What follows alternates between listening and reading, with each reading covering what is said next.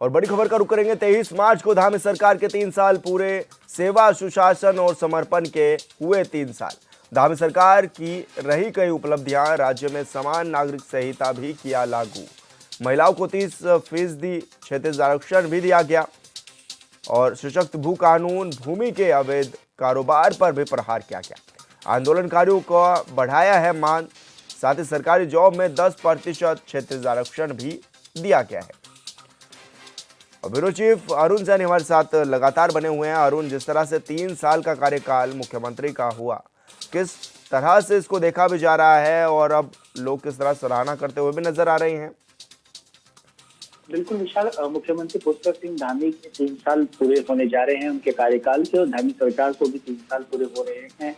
23 मार्च को धामी सरकार को 3 साल पूरे हो जाएंगे। और अगर पूरे 3 साल की बात की जाए तो मुख्यमंत्री पुष्कर सिंह धामी के द्वारा जो कई फैसले लिए गए हैं, उन फैसलों को लेकर के उन्हें उपलब्धियों के तौर पर भारतीय जनता पार्टी बता रही है। और इस तरीके से सेवा दिवस और सेवा थीम पर भी कई कार्यक्रम इस बार आयोजित कर रही है, जिसमें कि मुख्यमंत्री पुष्कर सिंह धामी के द्वारा जो इन 3 सालों में फैसले लिए गए हैं, जिसमें कि समान नागरिक संहिता एक सबसे बड़ा फैसला मुख्यमंत्री पुष्कर सिंह धामी का रहा, जिसमें कि जो मैनिफेस्टो में भारतीय जनता पार्टी के आया था, उसके बाद मुख्यमंत्री पुष्कर सिंह धामी ने जिस तरीके से इस पर काम भी किया और यूसीसी प्रदेश में लागू हुआ, जिससे प्रदेश में ही नहीं बल्कि पूरे देश में मुख्यमंत्री पुष्कर सिंह धामी की लोकप्रियता में भी इजाफा हुआ और केंद्र सरकार की पहली पसंद भी केंद्रीय नेतृत्व की बनते हुए मुख्यमंत्री पुष्कर सिंह धामी दिखाई दिए।